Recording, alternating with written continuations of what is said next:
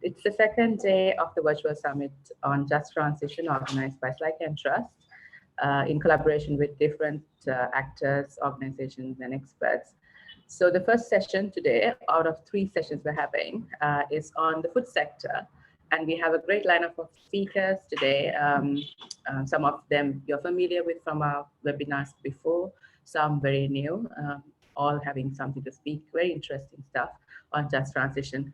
So I would request them to introduce themselves in 1 minute before they start the presentation. So it will be in their own words that they introduce themselves with the things that they find important about them. And going first, we have Mr. Lasse Brun, who's the Executive Director of 50 by 40, who will be speaking to you now. Lasse, over to you. Great. Thank you so much, Rosita, and thank you so much for having me. It's always a pleasure doing events with you. It's not the first time, and normally it's also in person, many other places and around the world, so that's great. And I'm really happy that this important issue is being discussed here today. So just very briefly about myself, my name is Lasse Brun. I'm the Executive Director of 50 by 40 and have a background working on climate change, social justice, animal welfare, and of course, food systems. 50 by 40, where I'm working, is a collective impact organization that we are working hard to bring together different stakeholders from across the civil society sector to address the issue of global livestock production. We do that through curation of discussions like the great one we have today. We try to provide some thought leadership alongside the esteemed colleagues here today, and also try sometimes to establish funding opportunities for our partners and of course help to push policy development and behavioral change. Next slide, please. And here is just a brief overview of some of the organizations we work with, which of course includes Like and Trust. Next slide, please. So today I'm going to be speaking a little bit about why it's so important that we address livestock, particularly within food systems, and particularly how it pertains to just transition and what some of the issues are we need to deal with and why we need to do it urgently. So just kind of like to set the scene, as well know, the global food system is very fragile, and in order to fix the food system, we can actually address some of the biggest issues of our time, such as climate change, nutrition deficiency, public health decline, biodiversity loss, and so forth, and of course, social inequality as well. And these have always been very important things to address, but it's particularly been exacerbated this year because of COVID-19. So we actually find ourselves on on the brink of a global food crisis, if you will, and we're likely to experience massive disruptions in the food supply chain, which we really have to address urgently. And we always have to work in the interlinkage, as you see on the screen, between food safety, food security, and importantly, food sovereignty, which is particularly important to what we are discussing today. So from our perspective, decreasing the production consumption of livestock will, of course, free up enormous land masses, which can be used to grow food for direct human consumption. It will allow for big reforestation and afforestation, which of course will act as a carbon sink and be good for biodiversity and so forth. But it will also very importantly allow for more equitable global food distribution and address the issues of nutrition deficiency and hunger, particularly in developing countries. You can see some of the figures on the bottom left side there, which always are quite staggering to me, that actually 77% of all agricultural land is used to grow and feed livestock. And the rest of the numbers kind of speak for themselves. I think it's very important, and we always try to mention this when it comes to the decrease and the attempt decrease of livestock production and how it fits in with the just transition, that we try to abide or kind of incorporate the principles from that's been used a lot in the UNFCCC, which is the common and differentiated responsibilities. And that's because the pace of a shift towards less livestock production will have to differ very much between the different nations. And of course, the owners of the responsibility is going to lie with the G20 countries. Next slide, please. Thank you. So just a few, as the headline says, just transition within livestock production is in dire need of attention. Well, why is it that? It's because the pathway to equitable transition for farmers and ranchers and growers and processors and so forth, it hasn't really been sufficiently researched and explained. Which is why it's so important we're having this conversation today to start that. And it's created a big gap between the modeling scenarios we want to see in on-the-ground action. So we don't have enough information actually on what is going on and like how the jobs need to change and how they will change and what effects it will have all the way from underground socioeconomically, how it affects the GDP and so forth. So we need to like have a much more honest and factual conversation about that's based on the hard data on how the just transition within livestock production and food systems generally actually will affect jobs. And of course, to ensure that everybody is well paid and the jobs are more equal and safe than currently is the case. And another thing is that, of course, as we see, particularly now with COVID-19, that the problems around the food system, and in particular as it pertains to job, will very disproportionately affect communities and people of color, which of course is very unethical and totally unacceptable. And it's our job to make sure that this aspect of equality is addressed very strongly as well. And then just to say that we have a lot to learn from the just transition within the energy sector. Some of you might know these figures, but when you talk about just transition, which I used to work on a lot within the energy sector, if you invest, rough figures, if you invest $1 million in fossil fuels, you create 7 jobs. If you invest $1 million in renewable energy, you create 14 jobs, and they're better paid, they're safer, more gender equitable, and so forth. So there's a lot to learn from the just transition in the energy sector, hence this great event here. And I think it's so important that we don't not try to invent the wheel, but we actually look at some of the work that's been out there. Next slide, please.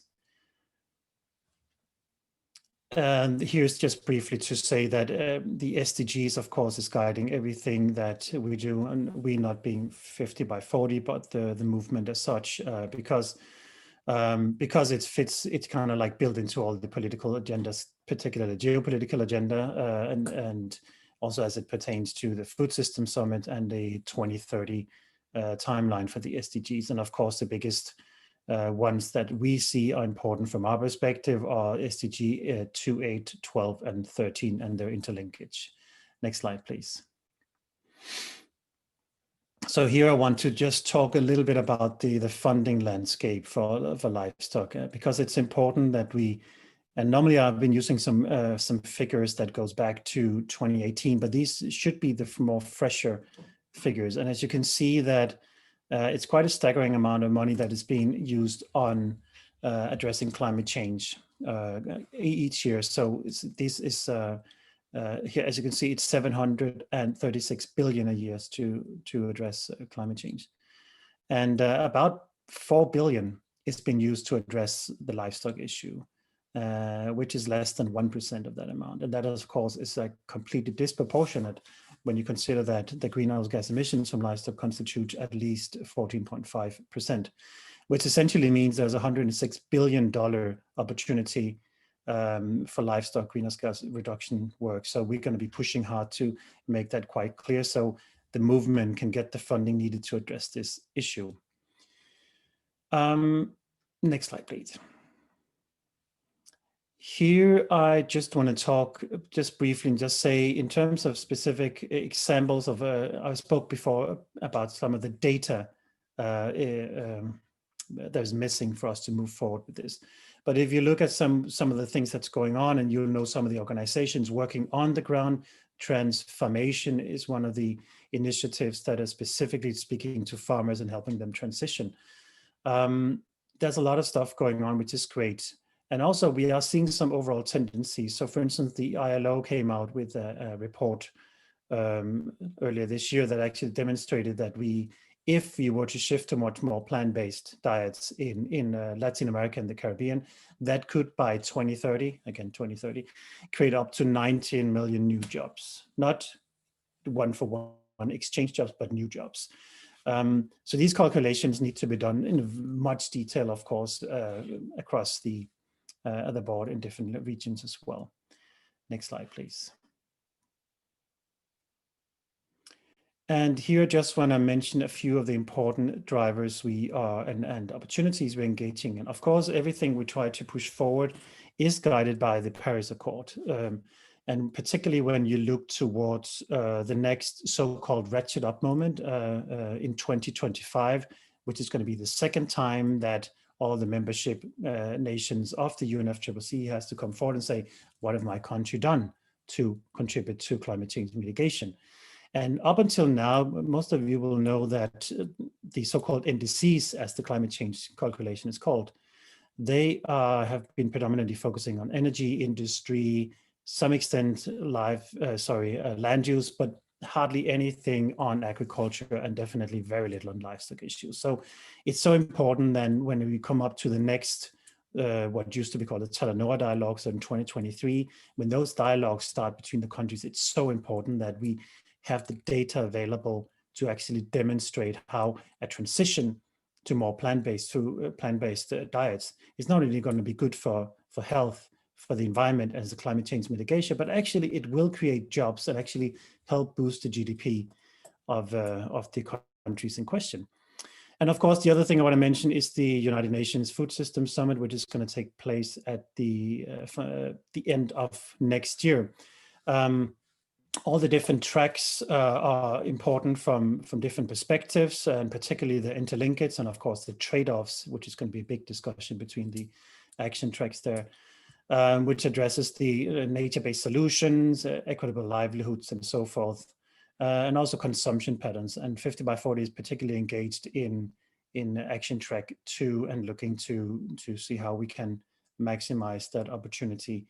So it's very important because it will be the biggest food system summit that has been been made globally so far, and the outcomes of it, there's not going to be like a Paris Agreement, but the outcomes of the conversations will very much help guide food systems work in the coming years, and that particularly also how it pertains to job creation. And again, making the case that jobs is going to be a significant part of shifting the food system. And actually, if we shift to more plant-based production generally, away from livestock, it will create more and better jobs. That is so important and so important to get into those discussions.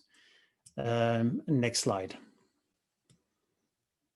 And I'll finish here just to say something that I unfortunately still am picking up across the sector and when I engage with different stakeholders, is that there seems to be this issue of farmers and civil society, and often farmers and consumers are each side of a big fight and actually competing with each other, and particularly that civil society is not working well with farmers, and we are kind of pitted against each other. And I simply don't agree with that. I think that farmers are essential, and their work should have received much more dignification and much more be much better applauded.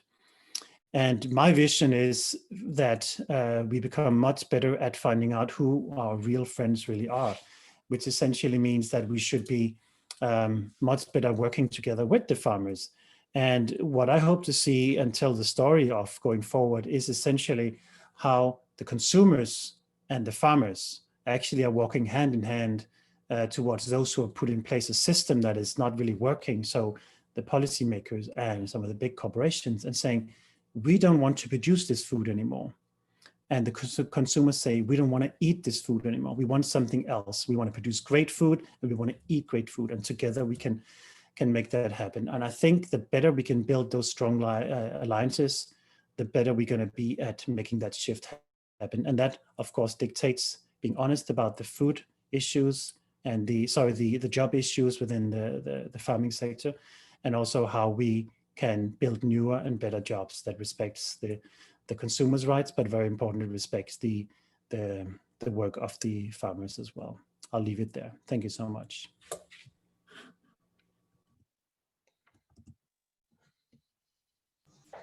Thank you very much, Lasse, for the presentation. A lot of information. If you have questions for any of the speakers, please hold them until we finish all the speaker presentations, and then we'll take them together. Now, I would like to invite Duncan, Mr. Duncan Williamson, who's the founder and director of Nourishing Food Systems. Duncan, the floor is yours. Thank you very much. Just bringing my presentation up now. So yes, good morning. I'm Duncan Williamson. I've been working in food and agriculture for over 20 years.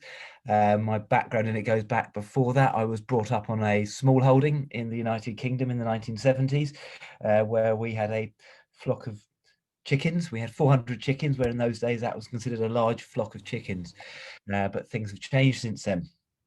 I now have set up my own consultancy called Nourishing Food Systems, where we talk about sustainable food systems agriculture, and I'm working with organisations such as Chatham House and Nourish Scotland, and previous to that I worked for 10 years at WWF and then Compassion Involved Farming.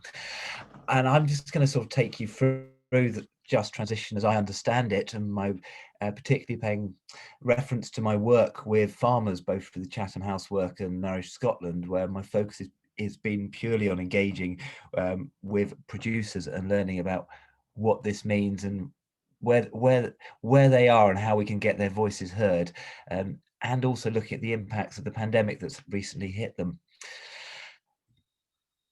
And so, sorry, come on.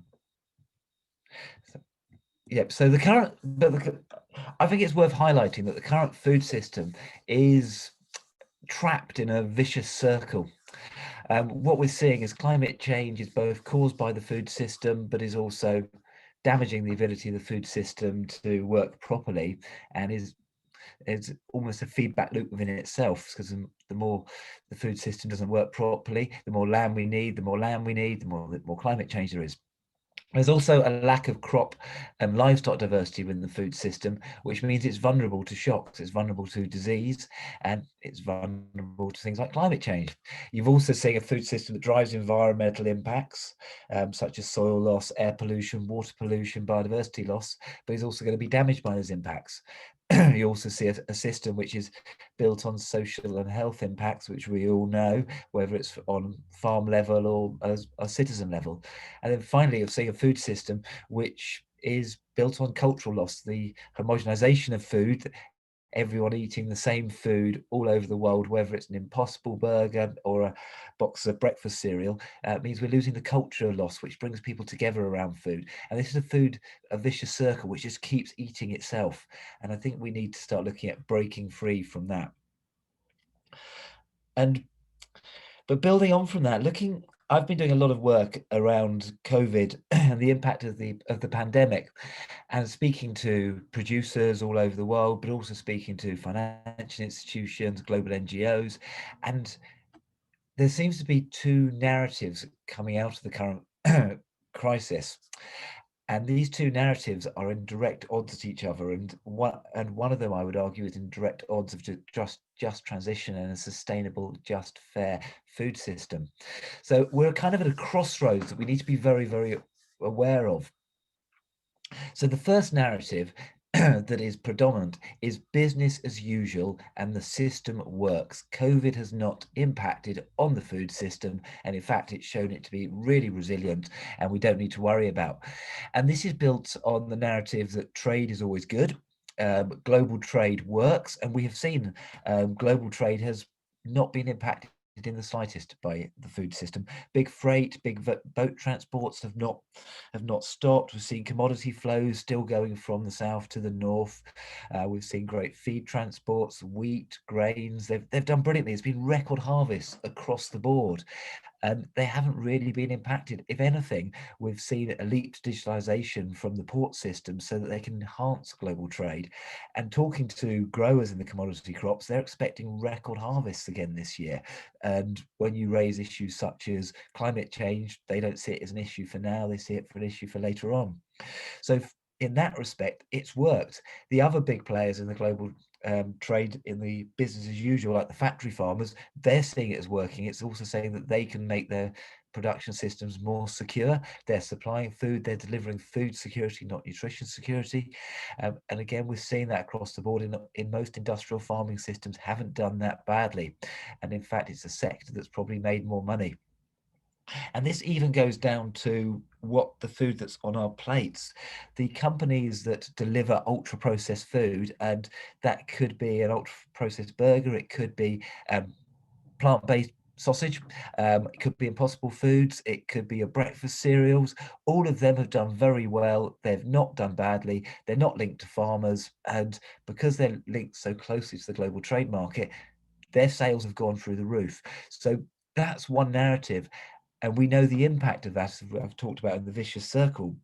But it's a very strong narrative that's coming out from governments, from certain bodies, from certain companies, from some people at, say, the IMF. They're saying the food system works, we don't need to change it, we just need to make some tweaks around the edges. However, when you look at the narrative that we're talking about today, the just transition, the people who have been most affected by COVID are not the people involved with the global trade network. It's the workers, it's the urban poor who've been particularly affected. It's the people who are trying to move food from in regions, who are having to travel across land-based borders, or just within regions where there's different lockdown measures in place, there's different checks in place. We're seeing record amounts of food loss at borders, a lot of food's being wasted in the fields. And what we're seeing is a growing sort of inequality. The people most affected by COVID are the people who are already in poverty or on the cusp of poverty. And food poverty has increased in every country around the world. You look at it in the United Kingdom, up to 1.5 million people have been driven into food poverty in the United Kingdom. So it's happening everywhere. But you're also seeing that this is a sector that is calling for a move back towards more local regional food systems, how local markets are being supplied by local producers. There's the opportunity there to really enhance these actors and get these food producers to work with local markets to enhance resilience. There's a growing body of evidence to show that, in fact, where local markets are strong, where farmers have a strong voice, the impacts of COVID on people's food and nutrition security has been lower, and we know there's huge benefits to that. And these markets are also built on diversity of crops, diversity of cultural diversity, family units. So there's a huge alternate narrative which says, if we focus on a just transition, that builds around sustainability, that builds around culture, that builds around local markets, that builds around diverse foods, we have a huge way of meeting the next pandemic and making sure we're resilient to changes such as climate change. So these two narratives are competing. And the big challenge with these two narratives is, at the moment, the business as usual narrative is very much dominating, and summits like the one we're having today are going to be key in trying to change it and overthrow and change the narrative to get the voices heard of people involved in food sovereignty and this whole just transition network. And it's increasingly important because, touching on something Lasse said, a lot of the people I've been talking to feel disempowered by the Food System Summit, feel disempowered by COP, because there's a feeling amongst farmers and producers that their voices are not being heard. They're not being represented properly at the preparation for it. And these big events are being organized by some amazing people, some amazing bodies who know exactly what they're doing, but they're not doing enough to bring the producers and the stall holders and the people in the markets and the small and medium-sized businesses into the planning stage. They're being referenced, but they're not planning with them. And the challenge that I've heard again and again is, how do these people get their voices heard if the Food System Summit wants to be seen as fully legitimate for them? So I think it's a really important challenge that we should be thinking about. And as we know, a just transition is going to be key, as Lasse said, to meeting our SDGs and our climate goals. We know it can be built on agroecology. We know it can be built on food sovereignty. And it's everything that we're reading is saying that is how we're going to meet our goals. Yeah, whichever ones which, as Lasse has already touched on brilliantly. So I'm seeing for just transition that the solutions are as simple as learning your ABCDs. It's going to be diverse solutions, not one size fits all. It's about agricultural diversity. It's going to be about biological diversity, it's cultural diversity, it's dietary diversity, it's economic diversity, it's going to be farming diversity. We can go through the whole list, but diversity is going to be absolutely key. It's going to be about diverse, local, appropriate solutions to tackle the global problems that we are seeing. And these solutions, a lot of them are already known. That's what makes me very positive. We just have to work out how we can mainstream them and bring them to the fore and remind people that we know the solutions. We don't need new technological solutions that may or may not be part of the answer. So I just want to touch on the principles of just transition agriculture that ActionAid mentioned. ActionAid did a brilliant report on this, and I don't think these have been bested yet. So a just transition in agriculture must address inequalities. It must transform the food system to work with people, nature and climate. It must ensure inclusive and participation, and it must develop a comprehensive framework. And I would say that any global agreement that looks at a food system should be looking at these as the foundation for the agreement, because I think they are so important, and I've not seen them expressed better. So, and as part of the solution to this, I'm working with Nourish Scotland and IPES Food and many other great organisations such as the Global Alliance for the Future of Food, WWF and others, around what is called the Glasgow process. There's two parts to this. Both are coming from the farmers. They started at farmer-led groups that wanted to understand how they can get food into COP26 and beyond, and make sure that food finally becomes a major part of the climate narrative. So first of all is the Glasgow Food and Climate Declaration, which is a commitment by subnational governments to tackle the climate emergency through food policies, and it's calling on governments to act. This is very much coming with building on things like the Milan Protocol, the C40 cities work, and other work in this space, where it's working with urban areas and cities. And this is, when we talk urban areas, we're talking small and large, with its local authorities, it's the local government structures, it's towns, it's cities. And we're getting them to sign up to an agreement that they are going to work together between now and COP26 to call and push national governments to have a food and climate agreement as part of COP26 and have food on the agenda, and having it so that it works socially and environmentally. And also making sure these governments, when they're declaring a climate emergency, include food within their climate emergency, which a lot of cities and local authorities, they've called climate emergencies, but they haven't included food, agriculture. They've gone for the priority, which they say energy, housing, which is just and right. But we're saying now you must include a plan for food and agriculture. How do you feed people? How do you make sure people have access to nutritious food? And how do you work with the local farming communities so that they can fulfill the needs that you have for local food? The other thing we have is the Fork to Farm dialogues, where it was decided that to shift it on its head, instead of saying farm to fork, it's fork to farm. And this is working with farming bodies all over the world to listen to what farmers need, what are their concerns, and what support farmers need to deliver the food that local authorities and citizens need in an urban area, town, city, etc. And it's bringing farmers to the table, because the founder of Nourish Scotland is a farmer, and Pete Ritchie noticed that when he went around talking to these a lot of these initiatives, people in cities are trying to deliver nutritious food, but they're not talking to farmers, and their concerns are different, their experiences are different. And when he was talking to farmers, their worries about how do you produce food, how do you ensure it's safe, but they're not being brought into the conversation about how do you supply the food that the city and the local authority need to tackle food poverty, to meet the nutritional requirements. And he's trying to change that and bring them together. And in the Fork to Farm dialogues, what we've done is we are talking to farming groups, we're talking to local authorities, and we're talking to cities. There are dialogues proposed throughout India, Sri Lanka, Nigeria, South Africa, Kenya, Nicaragua, Ecuador, Canada, all 4 countries of the United Kingdom, and within Europe, and we're now talking to people in China as well. And we've only just started this process, but we're trying to get more and more people together to ensure that these voices can work. And this will all be moving forward to have the farmers' voices heard at the Food System Summit and at COP26 and beyond. We don't imagine it's going to be just a one-year process.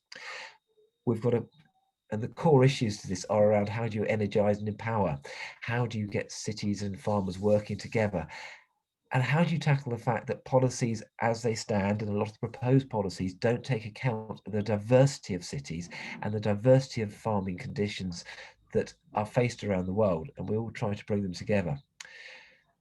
And fundamentally, when we've talked to partners and stakeholders, we've understood that change happens locally, and that local actors are going to be key at understanding about what can and cannot be done to deliver a sustainable food system. So we're going to have 24 local farmer-led farmer city dialogues in different locations at minimum between now and 2021. And then we're going to have big dialogue events with these at the Food System Summit and in COP26, where we'd love to have as many people joining in remotely or in person as possible, so we can ensure that people understand that change happens locally, and local actors must be part of the conversation because they're the ones who are going to deliver the change. And then one final thing to mention is the Glasgow Declaration is now live, but we're going to have a formal launch of the Glasgow Declaration on Monday the 14th of December. We are going to have representatives from cities all around the world talking about it. We are going to have some great speakers at this launch, and we'll welcome as many people as possible to join us at the launch of this, and then use the launch to try and get your own cities to sign up to the Glasgow Declarations so that we can bring about this groundswell of local regional action pushing for food systems as part of the climate change and COP26, and making sure that the voice of just transition and the whole concept of just transition for agriculture and food systems is heard very loud between now and COP26. And thank you very much. That's all I have to say. I'm looking forward to the discussion. Thank you, Duncan. A lot of information, a lot of questions I also have, but I will hold on till we open the floor for questions.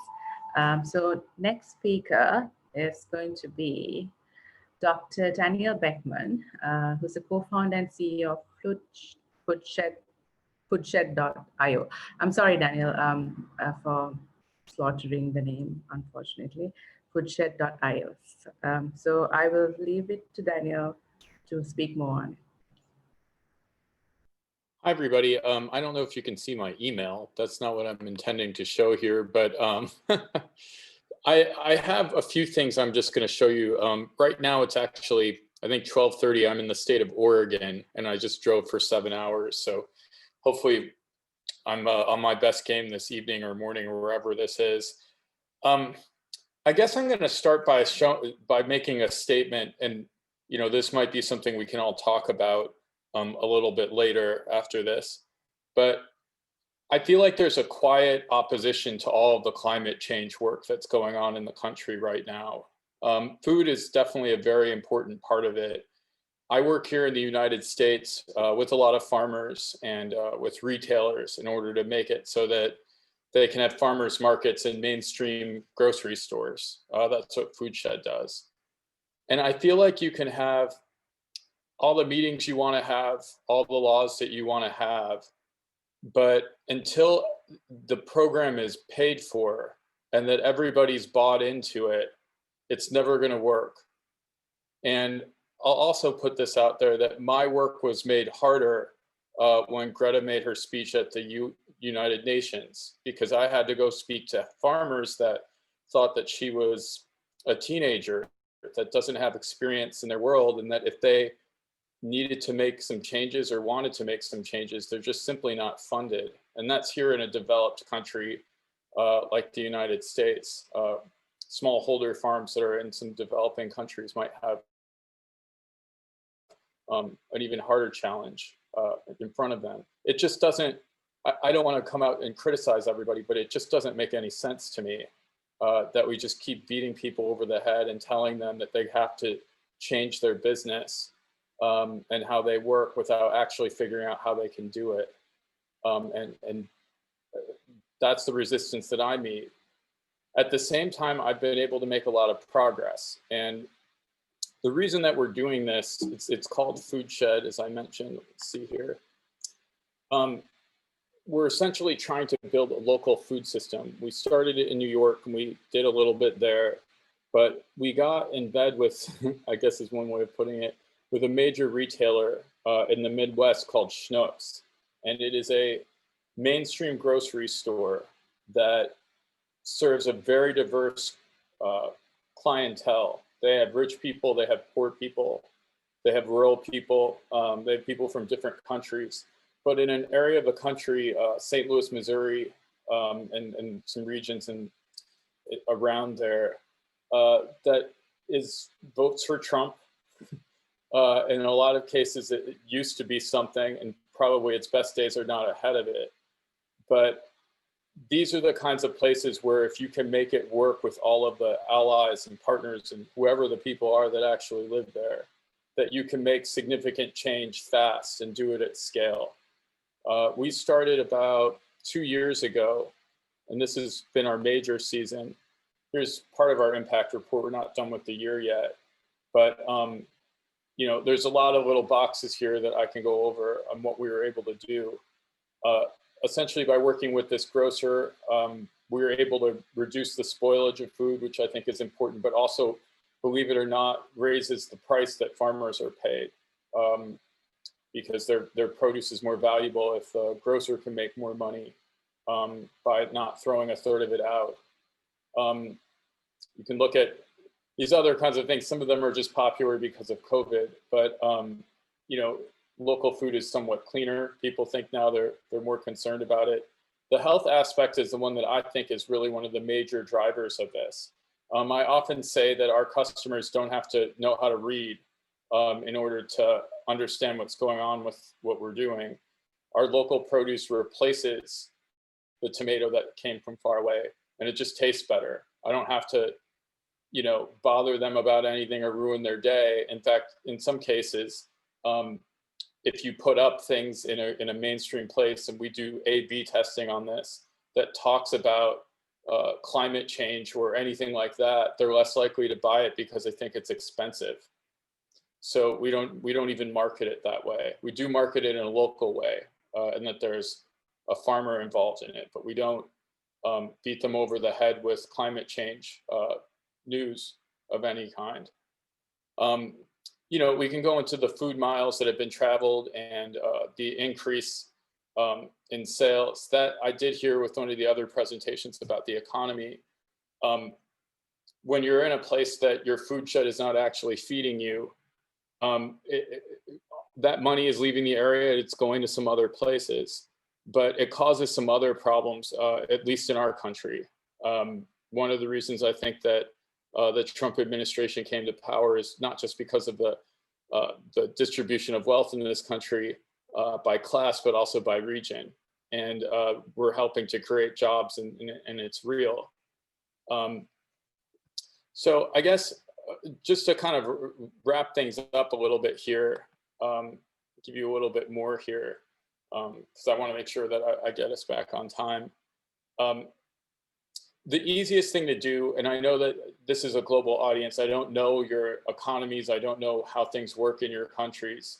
We have a regulated country here, but we also have a somewhat modern country. If you can get the people that are buying the food aligned with what you're doing, and you know, actually think about the way that things are marketed to some degree, you could probably do what we did too. Our local food that's done in a regenerative way is sold at a price point that is equivalent to or near what the conventional stuff is that comes from really far away. It tastes better, it employs people in the community, it is really a lot better for the environment, and it creates a more logical future for how our food should work, whether it's COVID that's disrupting your supply chain or the environment. Having more places that we're growing food makes sense for those reasons as well. But I guess I want to conclude where I began. I don't think it makes sense to keep doing things the same way anymore. I know that at least here we do have some new representation coming in, but it's not working. And I don't know who's on this, whatever this is here, this panel that's been so beautifully put together. If you think it's going well, what we've been doing, or even what you're doing right now, I disagree. And it's not like anything personal, but like, we have to get everybody in line and everybody included. And that you can have meetings about it, but you have to recognize how people are living their lives. And what we've tried to do here with our design here is we just replace the produce that's bad. And we try to do it at a price point that's affordable and accessible. And I want to challenge everybody in whatever market they're doing to think about practical solutions like this that can actually be easy. And we've done this for 2 years, and we're growing, and it's a good product, and it seems like everybody's happy, and we have a good foundation from which to grow. So with that, I think I've done my 10 minutes. Thanks, everybody. Thank you, Danielle. That was very interesting. I know a few people who probably have questions already lined up for you. And just to add, Danielle was also part of the Resilience Frontiers 100 visionaries who gathered in Songdo to discuss how to draw resilience pathways. So he might have a few things to add on resilience as well later in the conversation. Now I'd pass the screen or the floor to Senashia, who would speak about ground level action, working with farmers, and many more, I believe. So Senashia, over to you. Thanks, Vasita. So good afternoon to, I hope you could see my screen. Good afternoon. Any quick interruption? Could you speak a bit louder because it's a bit too low? Right, okay, thank you. I hope everyone can see my screen. So good afternoon from Sri Lanka. My name is Sanasha Ekanaika, and I work as a program manager at Psych and Trust.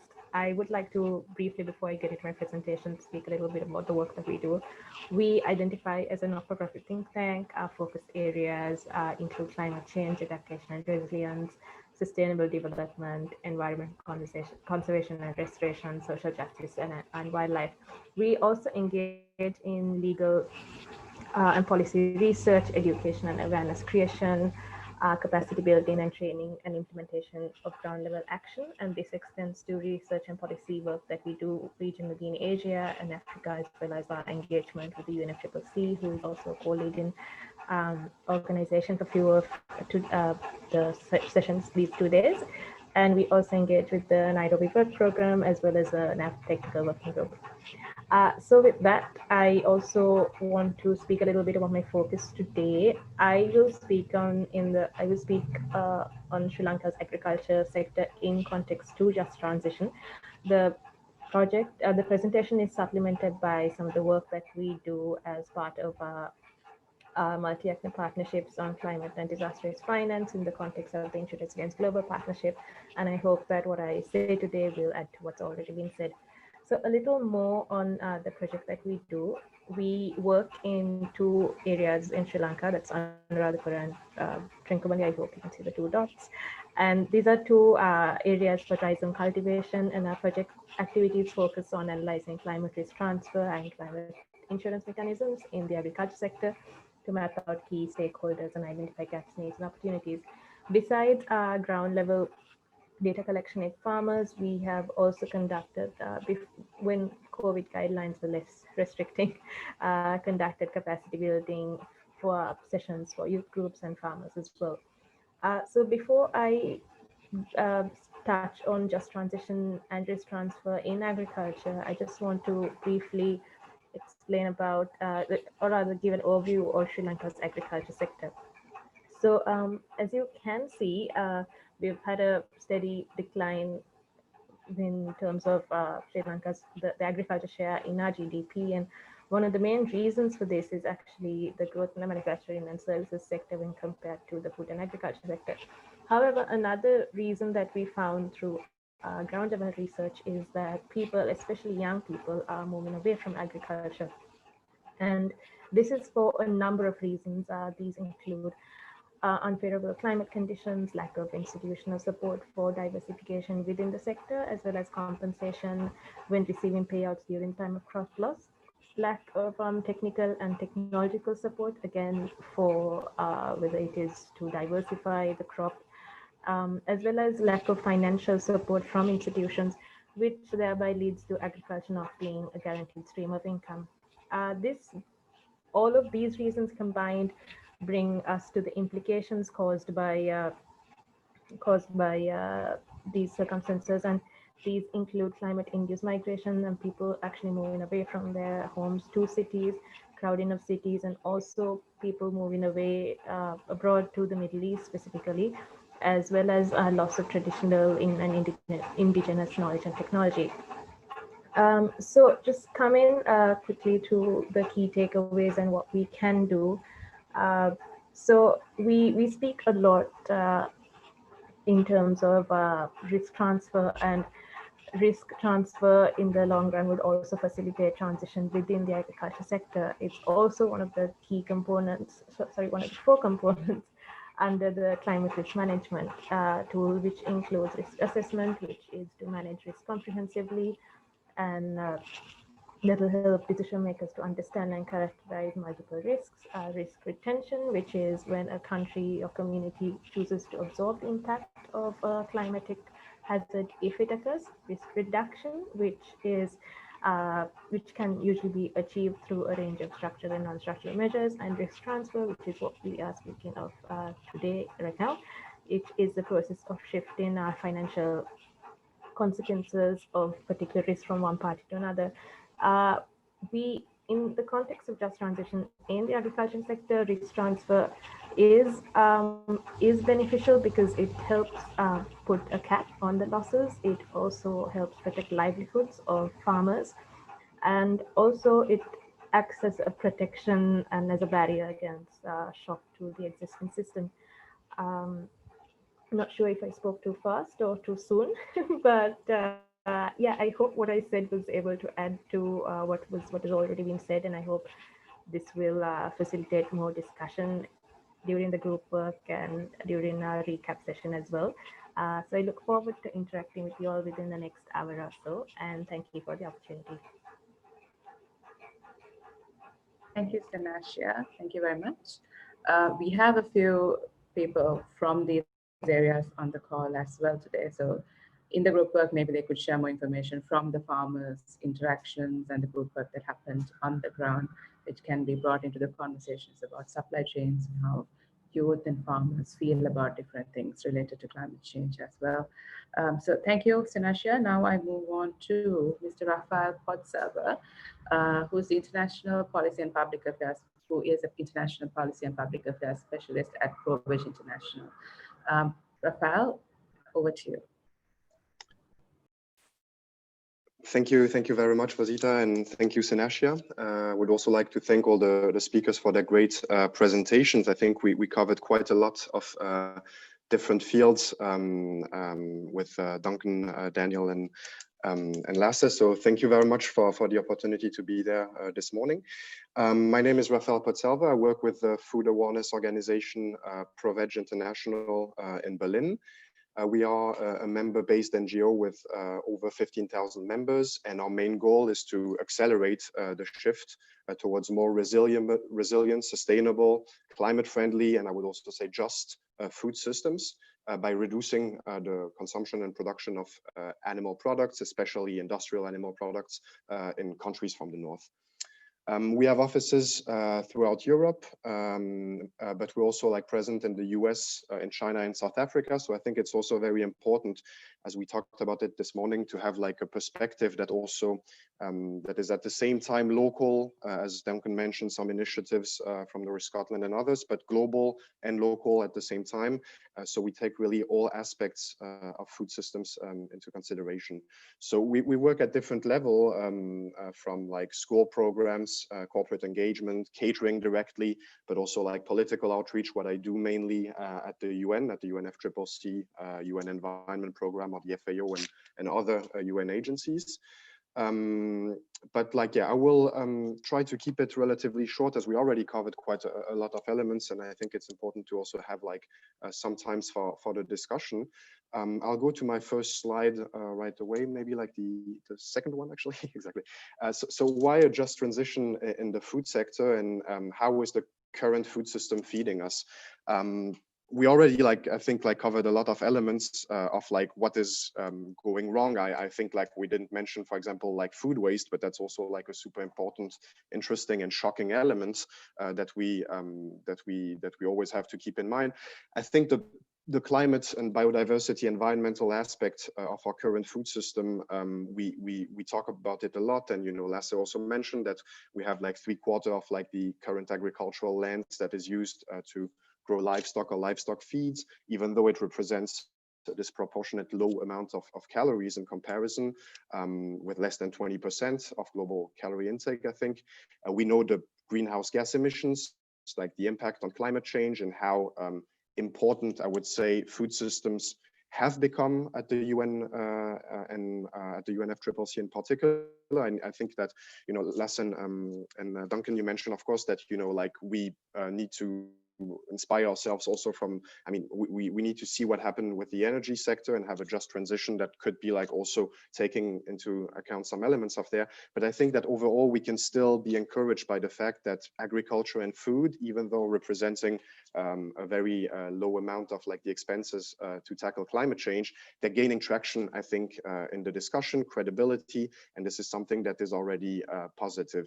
However, what I think that is a key element that we sometimes don't have like always in mind, or that we should have like more in mind, is like the fact that like how affordable and accessible are healthy diets, and like a diet that would be like predominantly plant-based, plant-rich. Who can afford it, and what can we do to favor that? I had the chance to do a lot of research like in the past like weeks and months, like for an article in Perspectives and Healthy Diets, and I think like the co-benefits that we would have like a lot from health, environment, climate, whatever it is, are so huge that we would really have like, of course, to have like this, I would say, at the core for reflection, how to make it affordable. I'm not going to read like the quotes from the Sophie report, but just like to take to read like a brief thing. 60% more than diets that only meet the requirement for essential nutrients. Unaffordable on the other side for 3 billion people, sorry. So the state of food security and nutrition in the world report from the FAO and other UN agencies from this summer, I think was like a very important element to keep in mind when we try to engage with all actors, and also to really have like in mind the fact that at the moment the food system is not feeding everybody. It's making some people sick. It's not feeding others. So we really have like to have like some action here. I will go to the next slide, just like by mentioning like that, I want to keep space for discussion, but like there is like quite a lot of like opportunities that we will have in 2021, and I'm really eager, also like interested to know more also myself about like how we could work together on engaging the food system summits, which, as Duncan mentioned, has like sometimes been a little bit like I would say vague yet, which is like also understandable, of course, because it's like, we're in a situation, we didn't mention COVID that much today, but we're in a situation where a lot of processes have been disrupted, and where we have to, find our way back on track. But also, how can we also use this momentum, having like more or less 2 COPs in one, even though it's not really the case, but like COP26, how could we have like really something important on including food Ndcs? This is something that I think is extremely important. Other key elements have been mentioned, but I would say that, redirecting subsidies and public support, this is like something that we are working on, and that we are really following, monitoring. How is the money spent like to recover from COVID-19? Is it like going to be like some sustainable investment that will create jobs, as we also mentioned, like, the fact that it's also good for the economy to support like sectors that have like also growth potential and that are more sustainable than others. And I think, yeah, that's some of the key elements also to take into into consideration, we mentioned like SDG 12, engaging consumers, engaging youth and the next generation that is ready and asking for like more important changes, but like also having this reality of how to engage then with farmers on making this transition possible, on having the green investment, on having actually massive amounts of money that we used back in the days to support a specific industrial system that we thought would make sense, was making sense back in the days, 20 years ago yet, not so far away. But like, how can we like make it possible? This I think is like a really like very important discussion, having the right incentives that it was mentioned earlier. So I'm gonna stop here. I think I have like covered most elements I wanted, and I was very interested in the presentations and looking forward to see how we can work together next year on engaging on all these topics. So thank you very much.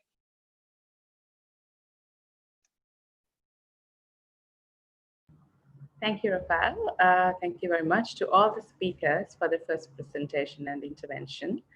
Now, if you have any questions to the speakers, please type your name in the chat box. I will tell your name.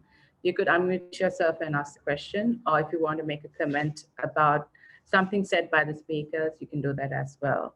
So I'm keeping my eye out whether anyone wants to take the floor. Who would like to take the floor and make a comment or ask a question? I have some questions that I have in general as well, but I would wait for anyone else if they want to take the floor before me.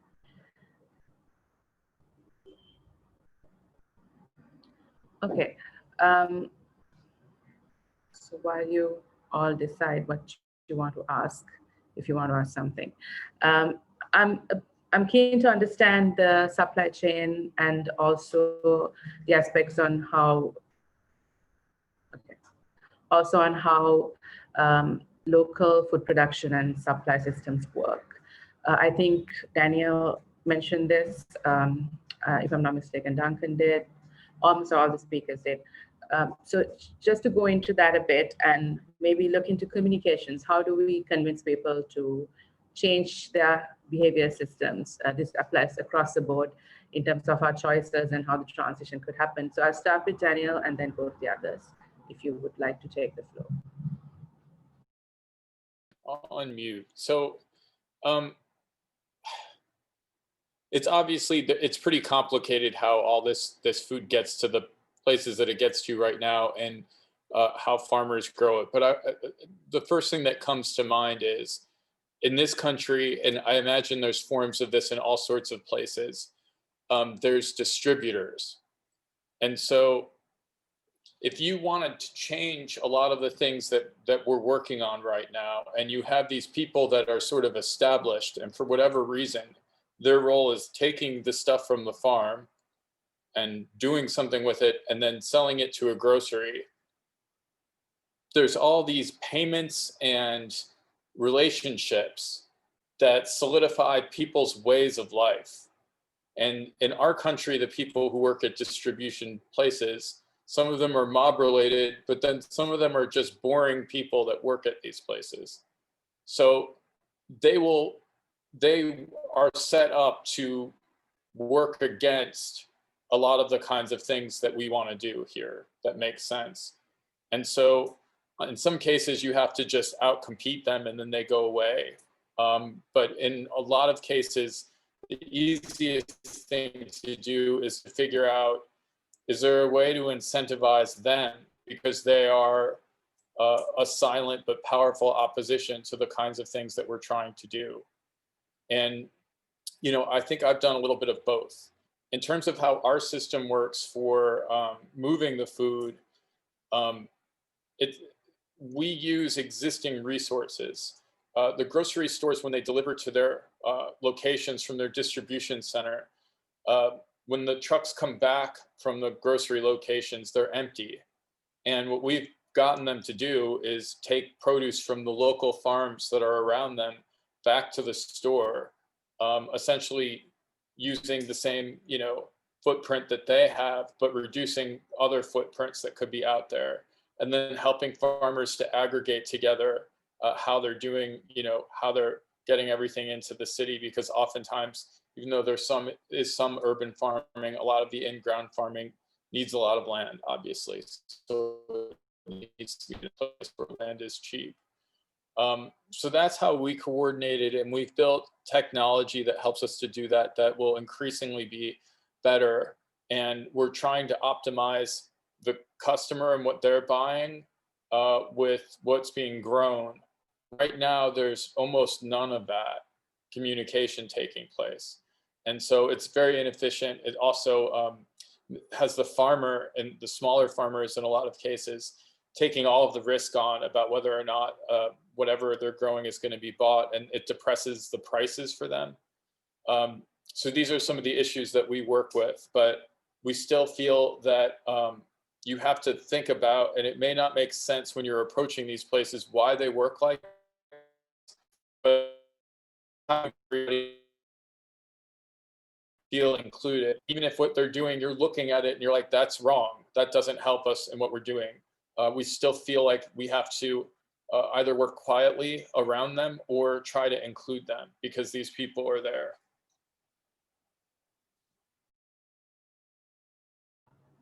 Thank you, Daniel. Would any of the other speakers like to add to what Daniel said or add any other perspectives? Lasse, Jonathan, Raphael, Seni. Yeah, I can add a few points if you're interested.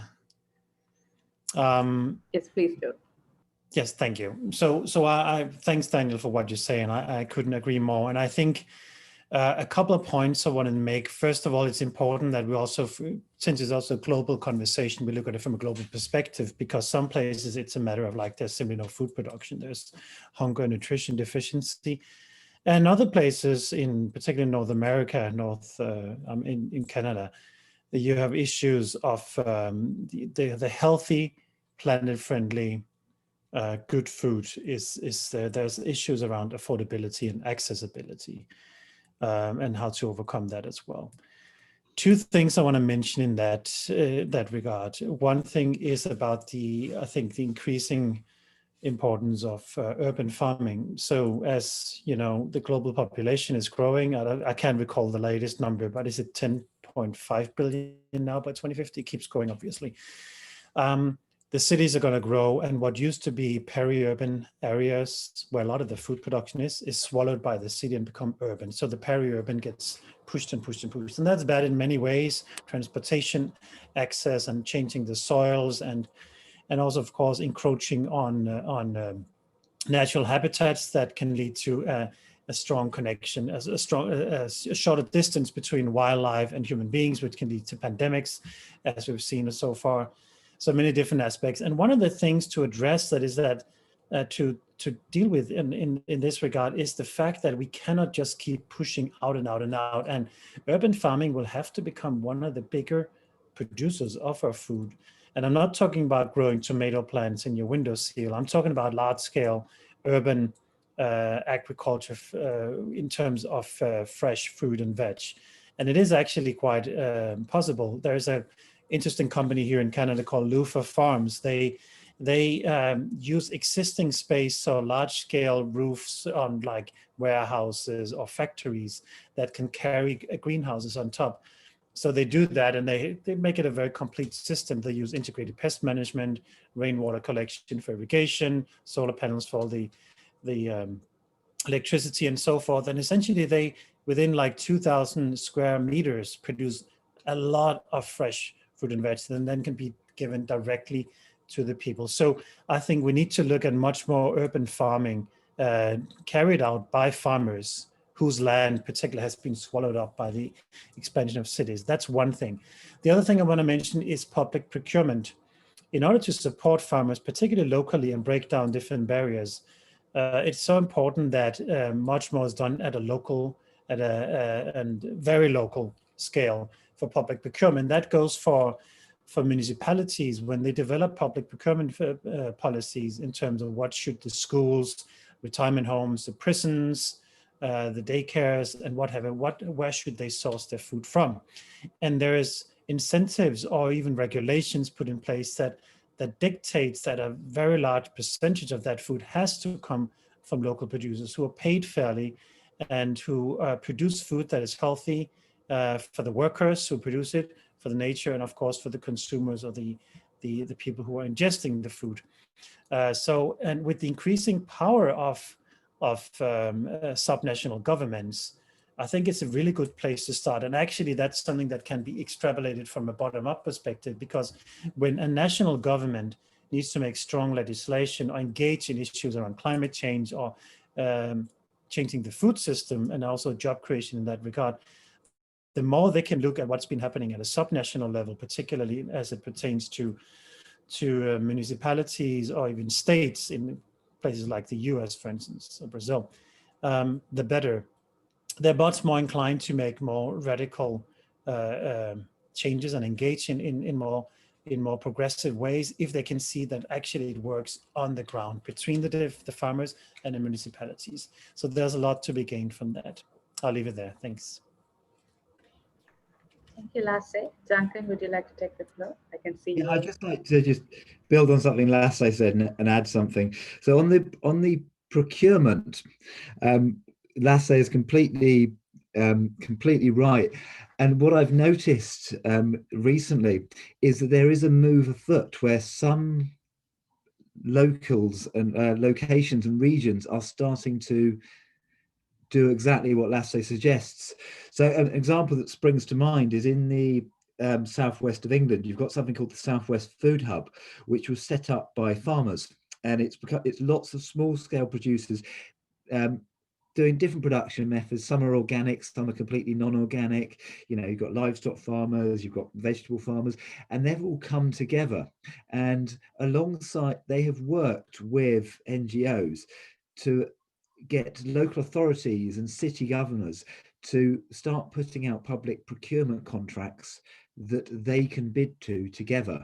So you're now having this interesting dynamic going on where you've got small scale producers are bidding for quite big contracts and they're winning them because of this almost this cooperative approach. So it's a really exciting movement, and we're seeing it in several countries. So there are models which that can build on what Lasse suggested, and I think it's a really exciting opportunity. So, and the other thing I'd like to say is that what we've seen as a result of this crisis is, I mentioned the business as usual. Global trade has done really well. The global trade did very well, and a lot of people, even at a local level, did end up switching to goods that come from the global trade, so the ultra processed foods. Because those markets weren't impacted by the epidemic that much. Often there's not so many people involved in the supply chain. They've got the money to move things around and the infrastructure put in place. And when COVID hit, all over the world, farmers and local markets shut down because of the risk and the need to social distance, and people needed to stay at home. And what that meant was a lot of people became food insecure. And where they could get hold of fresh quality produce easily and affordably was a local market, and they shut down very, very quickly. But what's happening now is, some of this is just from conversations with people, and there is some evidence now, is that as local markets are reopening, you're seeing a relocalization of the supply chain. Farmers are getting back into it. People in urban areas who were most affected by the lockdowns are now having access to food again. And across the board, you're seeing people re-engaging with the local supply chain because they missed it when it wasn't there. So there is some buds of hope appearing. But we have to recognize these are only sort of the start of the buds of hope, because the World Food Organization has just said that between 80 and 125 million people are now going to be put into severe malnutrition this year as a result of COVID and natural disasters.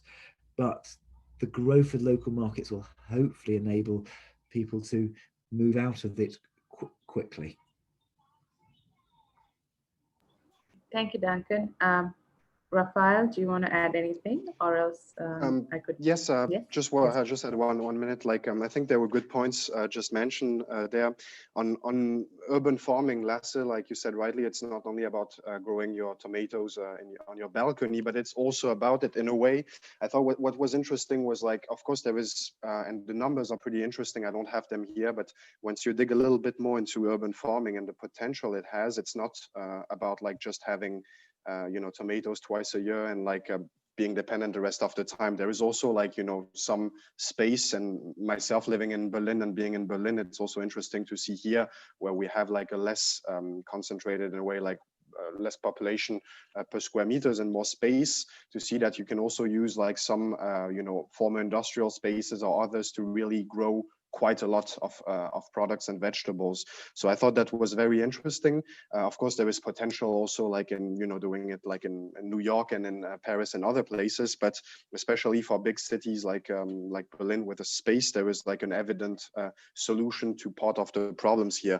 The food security aspect, not for Berlin but for other regions, is very interesting. I thought also there were some elements and studies showing like that the mental health aspect of people having like kitchen gardens or like small, being able to grow partly their food.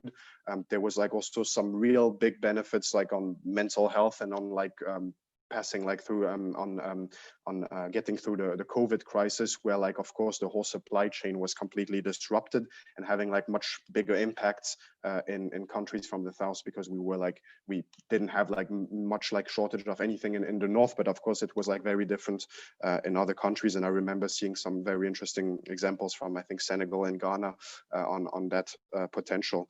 And finally on procurement and like government, that this is like, I think, like really the biggest probably and the most impactful elements, walking the talk, doing like starting with like small steps. Like it can be like the Ministry of Environment in Germany, like was like now procuring like almost entirely like vegetarian, at least, so there is like some kind of movement there. But of course we need to do much better on the quality and the origin of the food that we serve, like in canteens and in a lot of like different places where it has like a multiplying effect that is quite evident, I think. So yeah, we'll stop here. Thank you, Raphael. Thank you to the other speakers who added information and inputs as well. We do have a few questions. I think Dennis wanted to say something. I got a message on that. Dennis, would you like to take the floor? Yes, if I can. Yes. I just have a quick question for mainly Lasse, I think. Lasse, you mentioned in your presentation the NDCs and that there's like a lack of commitments regarding agriculture and livestock specifically. I know that I think all the Annex 1 countries have some kind of like mitigation component for agriculture, but of course how actually detailed those are is another question. Could you expand a bit on what exactly is missing in the NDCs and how they could be enhanced to facilitate more of this transition?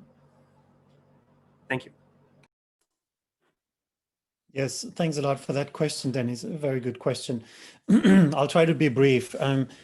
First of all, I think one of the problems is, irrespective of which part of the member state we're talking about, is that even if there is agriculture and land use included, it has been seen as something that's peripheral to the major issue of energy, which is why the energy transition is always central to most of the discussions. And normally, depending on the country, but like top line, you will always say, well, it's energy transition, then it's industry, then it's energy savings, and so forth. And then the land use, it always comes a bit further down. And to such a degree that actually, much to my dismay, you've seen most of the organizations engaging in climate change mitigation conversations often have built their own discourse around that, and actually themselves are focusing predominantly on energy issues and kind of disregarding the massive mitigation potentials there are within land use, agriculture, and livestock in particular. So I think that what needs to happen is a shift towards a much more focus on the livestock issue and the mitigation potential you have there. And I think for member states to actually engage in that, we need the data. As I mentioned in my presentation, we need the data to talk about the jobs and the how it's going to boost the GDP actually to create this transition. But to do that, we need to have much more concrete guidelines and help the member states to do that. So one of the things I'm working on and proposing, anybody who wants to engage in that as well, is to build concrete roadmaps.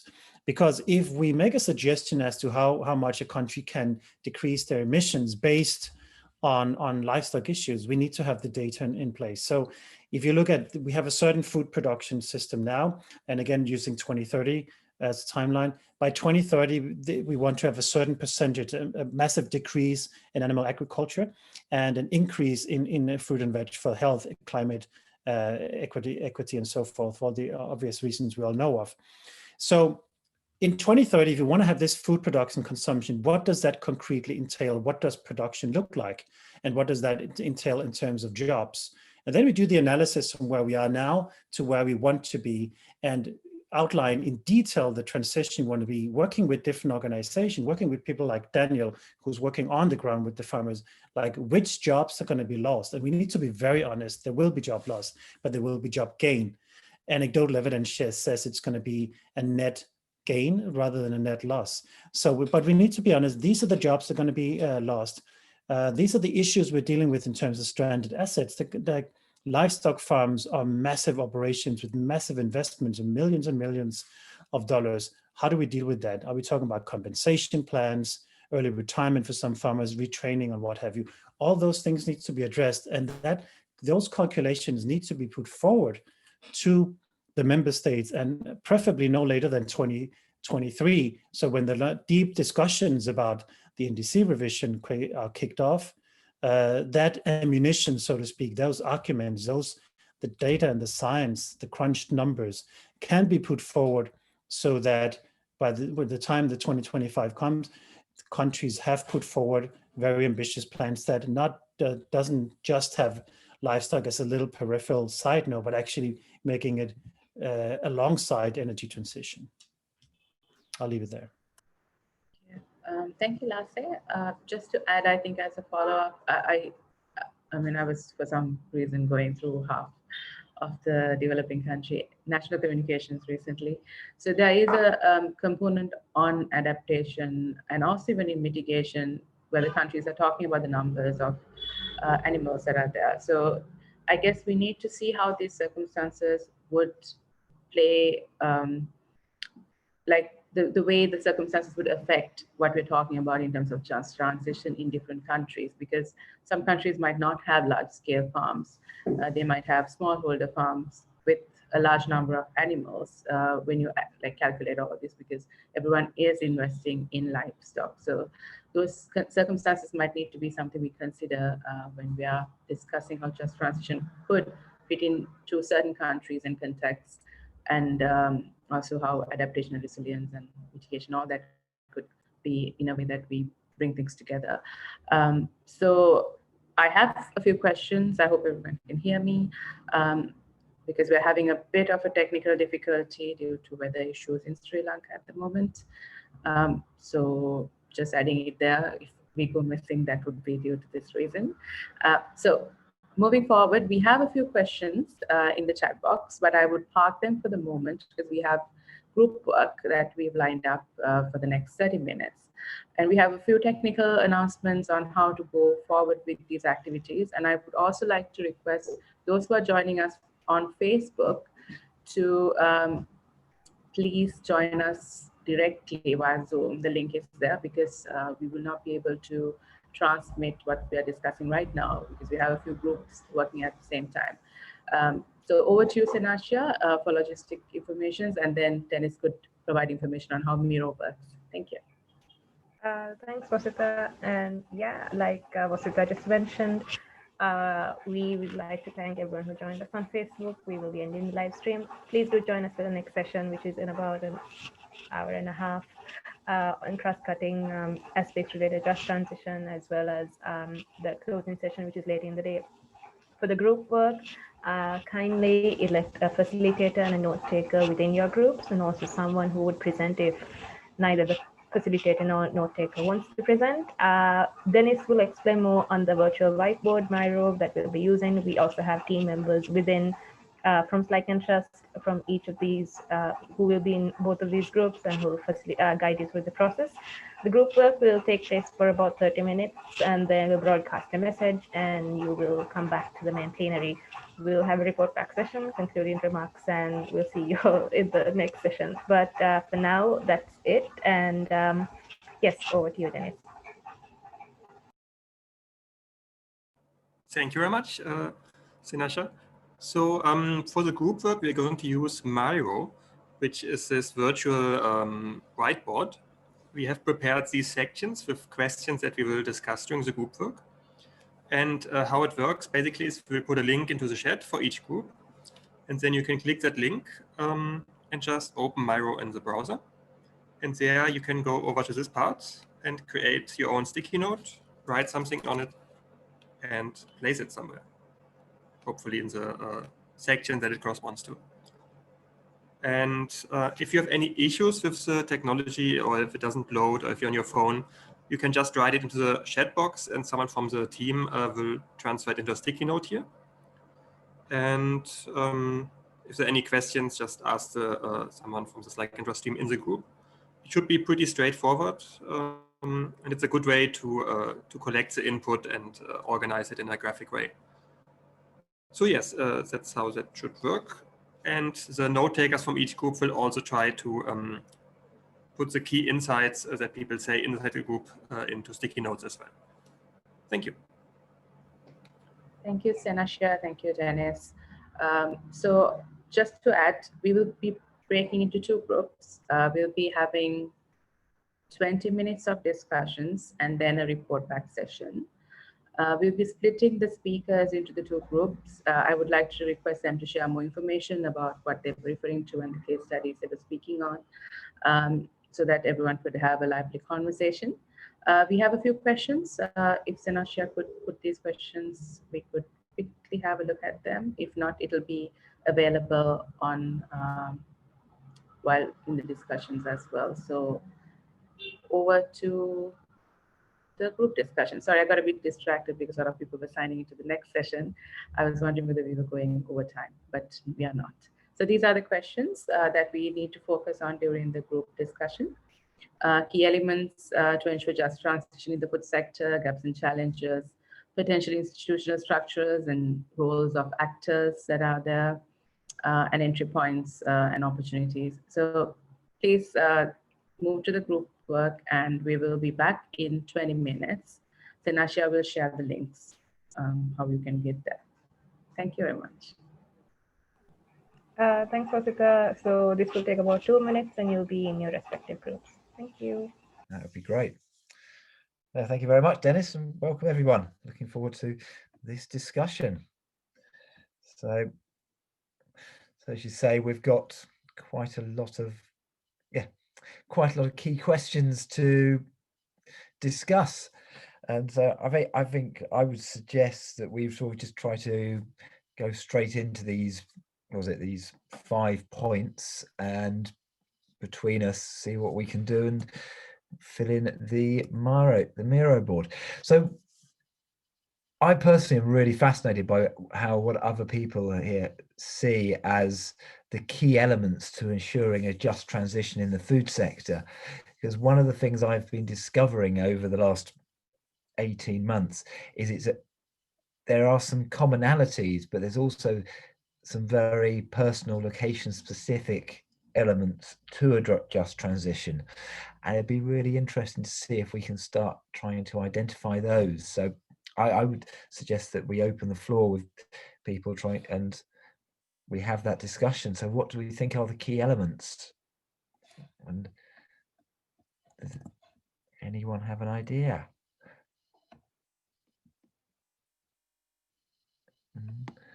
I mean,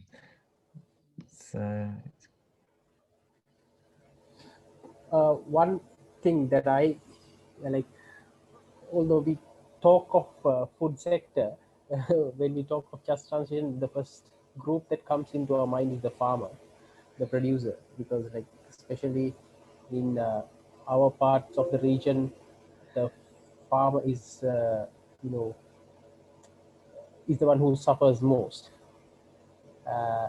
So what, like when we talk of climate transition, low carbon transition into food production, the system seems to be highly technology intensive, which requires a lot of investment and stuff like that. So in such a situation, what would happen to these low farmers, farmers who are not capable of investing and all that, is a key issue, which I think should be addressed. Good, yeah. Just a quick suggestion, Duncan. I was wondering if maybe we could like know who is who and which organization we work with, or because like just sorry, I joined like 1 minute, 2 minutes later. No, that was Raphael. That was my. I just want. Was keen to dive straight into this, and that was my fault. So thank you very much for a great suggestion. That was a great comment as well we just had. So I'm going to make note of it. But yes, so shall we start with just going around? Everyone introduce themselves. I would suggest the first person on my list is Ashan. So. Hi, I'm Ashan and I'm from Sri Lanka. Currently working related to agricultural work. Brilliant, thank you. And then Nipun. Yes, I'm Nipun and I work for Lanka Trust as a research officer. Mainly we are doing research in agricultural sector, also targeting the youth groups and farmers in lower levels. That's what we are mainly doing. Thank you. Thank you. And could I have Sanjeev? Hi, I'm Sanjeev Nathan. I'm working for an organization. It's NGO, Integrated Sustainable Energy and Ecological Development Association in India.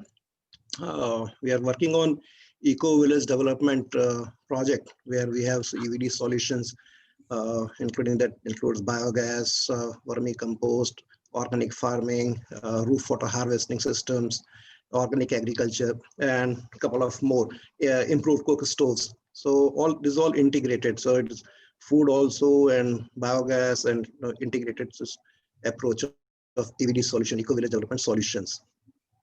Thanks. Thank you very much. And Thimali, sorry about pronunciation here. Hi, I'm Thimali, and I'm also working as a research assistant in Livestock.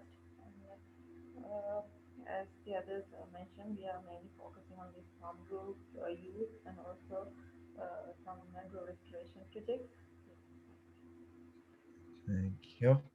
Brilliant. Thank you. Damitha? Yeah, hi. I actually work with Livestock Trust and a few other organizations in Sri Lanka closely work with farmers in the rural areas. One of the projects that I'm currently working on is creating farmers market through eco-friendly farming in the dry zone of Sri Lanka. Thank you very much. Thad Shajini? Sorry. Hello everyone, yeah, I'm Dashini. I'm working as a system manager, research and program in Lanka Trust, so which is mainly focused in my areas, mangrove restoration and sustainable food productions. Thank you. Brilliant, thank you very much. Dennis? Yeah, this seems to be the Lanka Trust group. I'm Director of Research and Education at Lanka Trust. Thank you. And Raphael? Hi, I work with ProVeg International in Berlin, and I focus mainly on the UN processes as the UNFCCC and UN Environment, and we're an organization promoting a reduction of the consumption and production of animal-based products in the global north. So yeah. Awesome, thank you. I think I've got everyone. Have I missed anyone? Brilliant. So we have around 16 minutes now. We've just touched on the first question. So yeah, and considering you're all where most people in this group are located, it's going to be great to hear your views on this. It's going to be really, really important to have your views on it, to build into it. So have you got any other key elements to ensure a just transition to the food sector, other than the first one around farmers? What happens to farmers? How do we get them involved in it? And then anyone got anything to add to that? Yeah, I would like to add to Damitar's point. Farmers, that's definitely the case. I think even beyond that, there are a lot of informal and unregistered and undocumented workers, a lot of migrant workers, even like in many industries that are relevant, like in agriculture, but also in, for example, waste management or construction. There are a lot of unregistered workers that we have to be very careful to include in a just transition. That might be at the moment left out in social protection systems, who might be like not represented decision-making processes. So I think it's very important to include those as well. And I think this whole informal sector would be a key element, especially for the food sector, to ensure that the transition is just and equitable. I'm just going to I'm going to add to that, because I was speaking to a group from Bangladesh yesterday, and they raised that exact same point around how the informal sector is not part of the discussion yet. They're not represented, but they're often the most vulnerable sector. So I think it's really important. And something that kind of builds on that also reminds me of that is they said that a lot of people in the international community, and particularly international NGOs, mention these sectors but don't speak to this sector, and so they recognize the problem but they're not working with the problem, and they're not working how to alleviate the problem. So there's also an element of this just transition I would suggest is the international NGOs engage better with farmers, the informal sector, and not just report on them.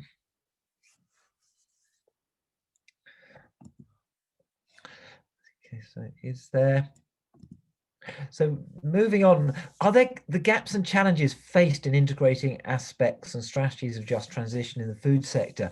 I think this is really important, because I've probably spent the last 5-6 years with everyone saying we need to integrate, work, get out of silos, integrate food system approaches, but no one's actually come up with a way of doing it or really understood some of the challenges. And so what are your views on this, please? I could bring like a point that is, I think, very important, if that's okay, Duncan. Yeah, it's what was mentioned, like the lack of data and like hard numbers and like very concrete way forwards. Because it's one thing to tell like a farmer, like, you know, to change the way he's producing things, or even to change like the food that he's producing to go like from, yeah, let's say livestock to something else, etc. How do we do that? How does it work?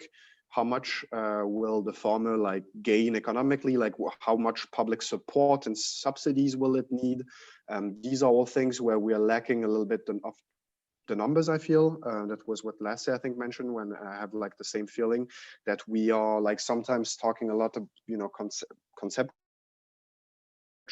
or having like the general theory of going this way, but how will it work financially exactly? And I mean, not exactly, but, you know, how much public support will be needed, and how does it work concretely, and how much is there to gain for the food producers themselves? This is like, I think, something that is really lacking at the moment. I mean, on my side at least, haven't seen like the lack of details. I haven't seen like really like detailed studies or like real models on that. I don't know what you think, Duncan. But... No, I fully agree with you, Raphael. I think that's definitely something I've seen people talk about it, but then not say how you're going to do it, how you deliver it, or put in place, say, the funds, the opportunities, the training to do delivery. So it does feel there's still a lack of enabling concrete actions, and I'd say a lack of governance as well. I think that's a great point. And I think it also would go a long way toward building trust, especially among farming communities, that their needs are going to be taken care of, that like the risk they might have to take to transition that the risk is not theirs alone, but that they're being like backed up by something, that there's some concrete terms of how this support is going to happen. So if, for example, they transition to a different form of agriculture, they don't know, like with different seeds, different planting methods, like agroecology or whatever, that that they are ensured that like this risk that they're taking, there's some like backing from the government or from an NGO to cover this in case, for example, the yield drops in the first year, or there's some extreme event that wipes out the harvest or whatever. So I think as concrete as possible would be very good to build trust, and then also encourage people to take these risks. Yeah. Again, no, I fully agree that lack of technology can be an issue, because on one hand, farmers do not have much technology to get as an example, they don't have much technology to get weather data, and on the other hand, they don't have modern machineries and machines with working with much efficiency. So the lack of technology can be an issue. Yeah. And I would like to add one point about food waste. So for an example, in Sri Lanka is losing up to 30% of food waste annually. So so we should be taken maximum waste prevention. So we have to ensure there's a strategy on sustainable production and consumption process. Thank you. Yeah. I agree with that. It was something we discussed. Oh, sorry. No, I wasn't saying anything. Okay, it was something we discussed yesterday in the energy sector discussion as well, that it's not just about transitioning to like renewable and green energy, but also about energy efficiency. And I think the same applies with the food waste that I mentioned, and other elements of efficiency along the supply chains, and also localized supply chains that maybe have less food miles and less like spoilage and waste. Yeah. No.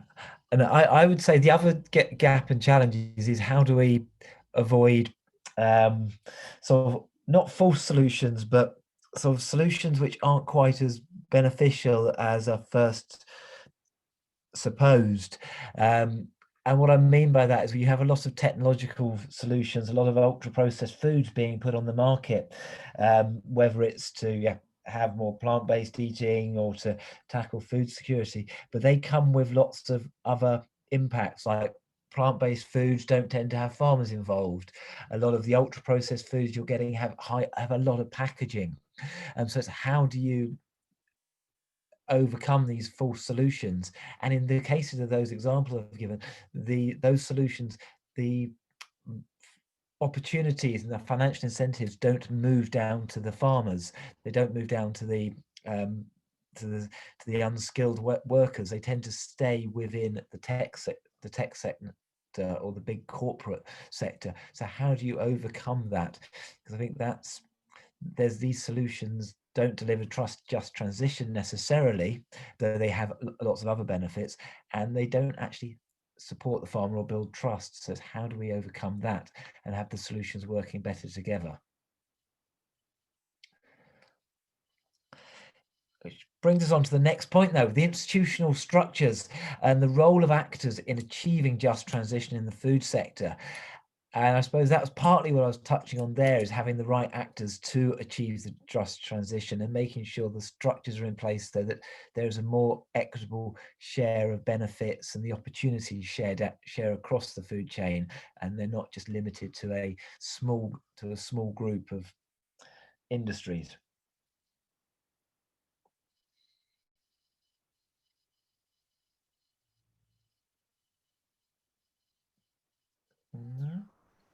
I would have a, sorry, no, go ahead. Sorry. Yeah.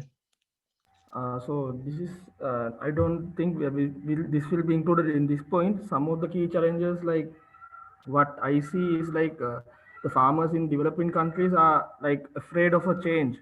So but however, if we can work with the youth, the second generation, since they will be willing to do a change, so I think like if we can make them aware of these things, it will be more important in getting to this just transition process.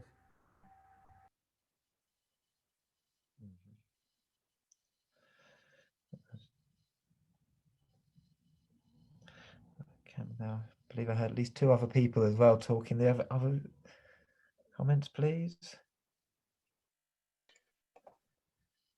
I was just thinking, like, just to rebound on the institutional structures, like for me, like what would be interesting and how we could leverage actually this group of people interested in just transition and having concrete solution is, first, I think it was really important to have something that is use South and farmers led in a way, like that is like it's a lot of different elements, but we don't necessarily want to have like the vision of like big NGOs from the north that are like having sometimes a very, like, I would say, northern perspective on things. And like, you mentioned justly the fact that we don't necessarily want to just like support ultra processed plant-based foods. So I think like having some kind of coalition working on concrete solution that would be South oriented, that would go in the direction of more plant-based proteins consumption, of course, but not only. This could be something very interesting when we can also take agroecology into the model, that we can have, like, of course, a few animals around, etc., if it's like a sustainable production model. So I think that could be like super interesting also to use like the fact that we have here in this call and in this coalition, like a lot of people from different horizons that are kind of like pushing in the same direction, and to have like, if possible, like some young people that are working that are working on food and that are farmers, if possible. That would be like ideally like the right messenger. But of course we need to also like work more on the concrete outcome that we want to have. But I think a roadmap or working on something like that could be super interesting. I'd just say you'd find, say, with Lasse leading 50 by 40 and a few other big funding organizations like the Global Alliance for Future Food, they would probably be interested in supporting something like that. So if anyone thinks it's something they could take forward, I think you'd find funders willing to help. Absolutely. And I'm ready also to contribute a bit on the, plant-based aspects, because I think we need like some differentiation here. It's not like one size fits all. There is like also good initiatives. I'm thinking of smart proteins and others where you also, push the growth of like traditional plant-based legumes and stuff. So there is like, like space, I think, for a lot of things. But I think 50 by 40 is also an interesting network, as having also like a very much South focus, of course. Yeah. So everyone can take that away. Raphael is interested in contributing. I'd say I'd be happy to contribute, because that's kind of partly what I'm doing at the moment. So so if nothing else, we can help if people want to take it forward. Yeah, on building a map, like as I said, like a model and a kind of like concrete, with a few numbers would be super interesting. I think it's, yeah. Right. Okay, so we've got a few minutes left. Yeah.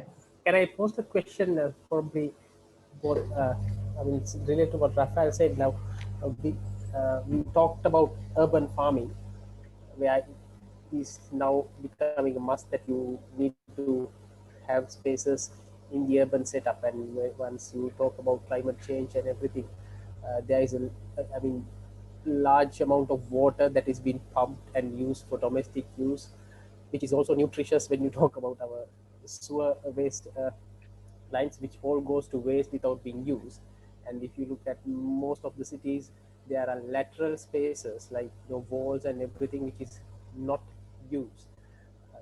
Have you all seen any such successful attempts where all these things are integrated, which could support more of a sustainable urban food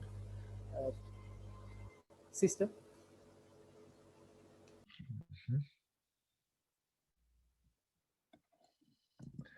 Yeah, good point. So again, we can build on from that. What do you think are the entry points, the opportunities for integrating just transition into climate policy initiatives and actions? And again, these I would imagine, from my experience, will be very local initiatives. But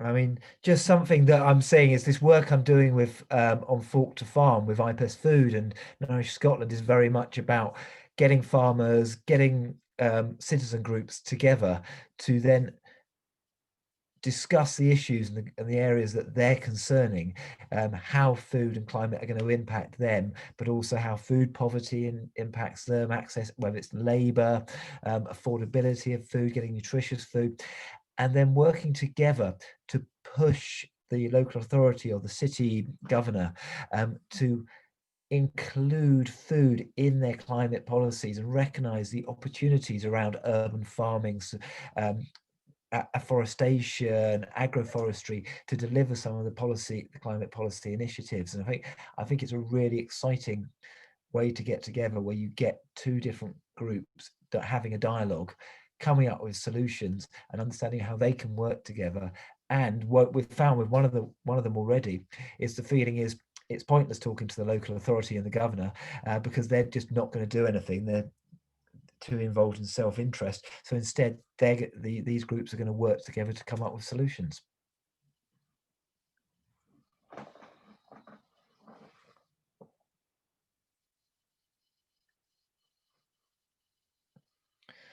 If you haven't got entry points, again, I'm aware of time. I was also keen to understand what are your success stories? What have you learned? And what positive things have you got that you can add to this discussion that we can take away and all take away as something happy and positive to learn from?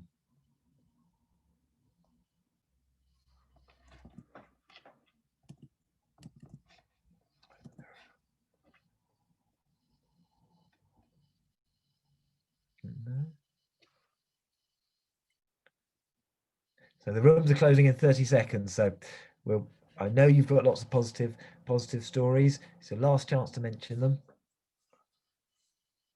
But I think we're going to leave. Oh, we'll be leaving very, very soon. We also need to designate a rapporteur. Yeah. Yes. We have 45 seconds left. So that's good point.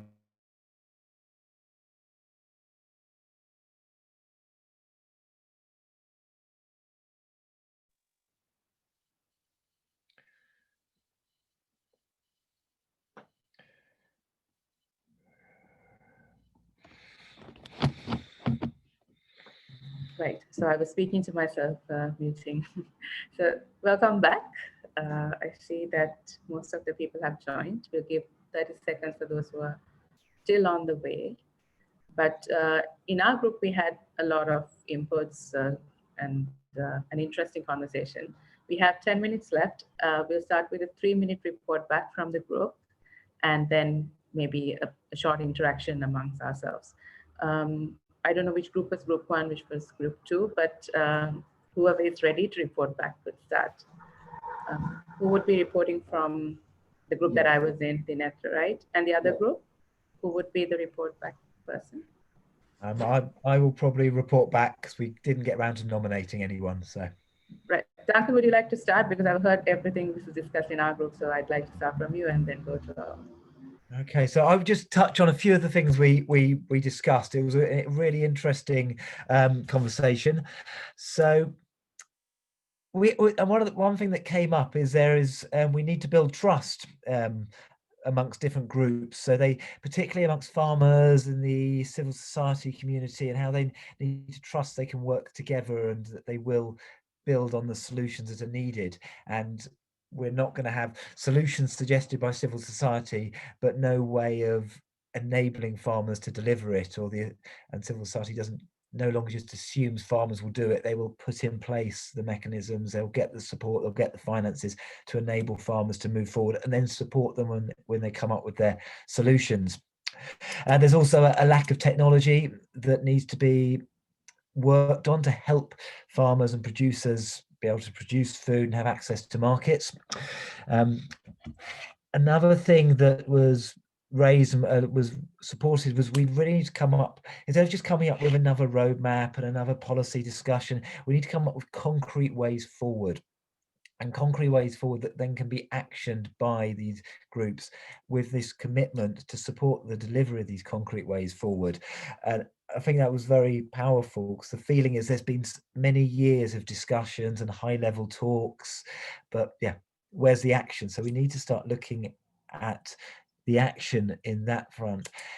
And then the other thing that we touched on was, you know, there's been a lot of sort of northern ideas coming through, but the northern ideas are very much coming from a different perspective, and they're not always, say, the big northern NGOs and businesses are not really talking and engaging fully with people on the ground, in the farming community, or the dispossessed people, or the people who, and the lack of, so, and it's like, how can we change that? So we need to potentially look at having a south-south focus, a south-south coalition that can be supported by others, that can be supported by trusts and foundations, a coalition made up of farmers, made up of young people, who can then work on concrete solutions to a lot of the issues around just transition and sustainable food system, that don't just rely on, you know, more ultra processed foods, more technological solutions, but actually rely on delivering things that help farmers, that help people, that preserve culture. And it's, we had like sort of Raphael and myself were both saying, yes, if we could do that, we'd be willing to support it. But if you come up with a South-South coalition funded potentially by northern groups, but let it be delivered by the South. We touched on other things, but that's it. Okay, thank you. So I think we can see these points on the Miro board as well. A quick look at it for everyone who would like to read. Okay, so shall we move on to the next one? I think thank you, Duncan. We'll bring a few minutes for conversing about what we discussed in the groups together. But over to Dinestra now. Thank you. Yep. So I'll just take us through the key points, the key questions that we had. So under the key elements to ensure just transition in the food sector, some of the points that we noted down were that not to leave anyone behind. And especially when we're looking at resilient and regenerative food systems, we have to focus on vulnerable groups, women, children, youth, and smallholder farmers as well. And we really have to focus on skill development, capacity building, participatory processes and inclusion.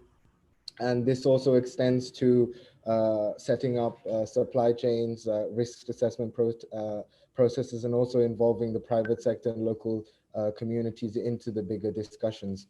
And I think another important point that was made was that so there needs to be a way to demystify the issues of just transition in food systems, because as Mr. Lassi pointed out, decision makers can be pretty concerned as to the magnitude of impact that the decisions will have, especially in the international context. If we look, there are 1.3 billion people and many diversified food systems that will be affected and to take into account, compared to, you know, the 40 million people who would be affected, their jobs in the energy sector. So there needs to be a way to find entry points and come up with concrete solutions which can be scaled up. As for some of the gaps and challenges, Dr. Daniel rightly mentioned that there needs to be a focus on marketing, which is important to reach out to people for the different reasons that they may have for the respective shifts that will go on, especially to do with moving into plant-based food as well. And production cycles were also mentioned, and really looking at frontline workers and farmers. And as to the institutional structures and roles of actors, it was pointed out that there was a lack of trust among farmers, especially to do with, in Sri Lanka, them not getting their payouts for the government subsidized insurance schemes, etc., and also lack of access to finance, technology, and variations of seeds. And also from the farmers level, it was also pointed out that farmers worry about their social security and also their social recognition that they get as farmers, which leads to them not wanting to encourage their children to go forth and continue their farmer practices. And one of the things that was highlighted, which incentivizes farmers, is the fact that they would in Sri Lanka receive a pension scheme or whatnot associated with that. And I think another important thing to look at is the climate change impacts, pests and diseases, and basically all of the impacts that, which affect crops and also farmers and livelihoods. So yeah, I think. Thank you, Dinetra. A quick clarification, maybe because we've been speaking about these payouts a lot, and there are always two sides to the story when we are talking about this issue in Sri Lanka and the research that we're doing. Because the government entities say that the payouts have been made and there haven't been applications made, and the farmers say that they haven't got the money or they're delayed. So I think we have to be careful how we have this discussion. I think when we are quoting the research, we presented some of the facts that we found directly from farmers. Senasha did this as well. So I'm just adding the other side to the story on how the government entities have been saying that there is a structure. We've also engaged with them. So this communication coordination aspect needs to be improved. I think that could be an entry point for us to scale up this social security issue and also the trust issue. Thank you, Dinetra. And also the fertilizer issue was mentioned, the emission issue, which we could take in the conversation on transition as well, which would be relatable to a lot of countries where there are subsidies to farmers in the form of fertilizer subsidies. We don't have a lot of time. Thank you everyone for all the input. And Seni, do you have your Mentimeter or? Yes, okay, go for it.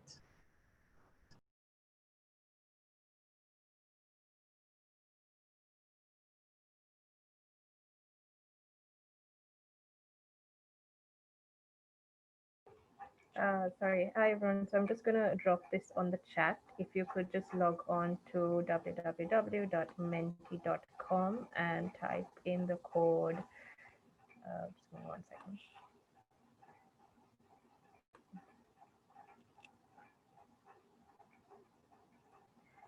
Type in that code. You will have access. I'll just share that now. So maybe if you could read out the code, it's 9781-582. Thank you very much. So, sorry, that's the wrong question. Sorry, give me 1 second.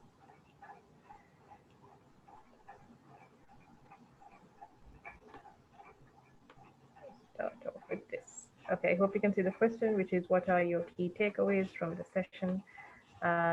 Just dropping your answers. You can drop more than one, and yeah, your answers. So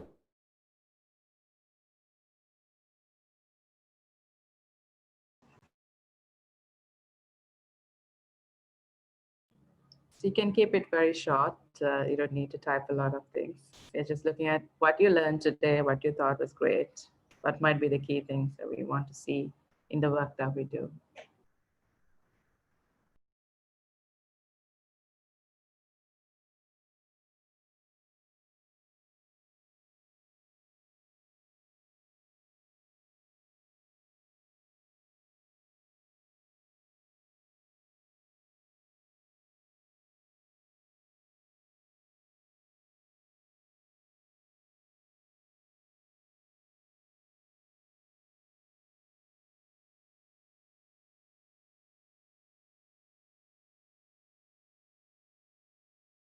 So I think Danielle needs to leave. Thank you, Danielle, for joining us. And Daniel has also shared his email address for more. Daniel, do you want to say something before you leave? Thanks, everybody. This has been fun for me, and feel free to email me if you have any questions. Thanks a lot. Bye. Okay. Thank you very much. And we look forward to engaging with Daniel in the next discussions as well. And we wait for everyone to quickly type in the next 30 seconds what they would like to answer.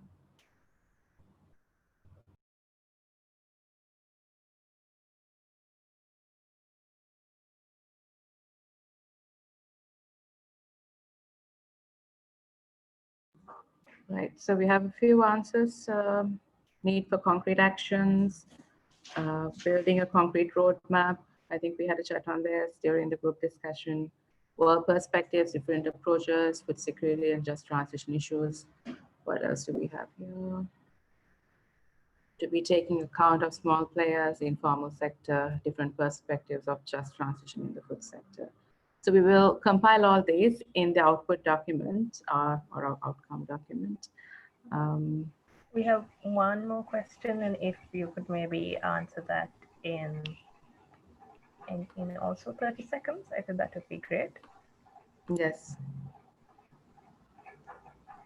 So just transition going forward, understanding systematic risk and development, and develop environmental sound industrial strategies, understanding the complexity of the topic.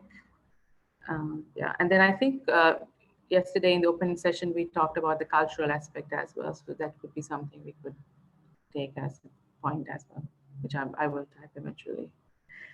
Okay, so people please keep including your comments. I'll quickly share, hopefully Seni would have with her, the details of the next session that's happening in an hour's time, if I'm not mistaken, yes. It's at 12 p.m. CET and 4:30 Sri Lankan or Indian time. Do join us. We'll be talking about gender inclusion, research and capacity building. We have a great lineup of speakers. It'll be great. So be part of this if you're available. And I do understand those who are up since 3 o'clock and are about to go to sleep. So thank you for joining us, everyone. A big thank you to all the speakers and the group discussions and the contributions. So we have 2 sessions, and the closing one is happening at 3 p.m. CET and 7:30, where we will be taking all these discussions and having like a final way forward discussion. So if you're free, do join us. And signing off from here, I'm Vasita from Like and Trust.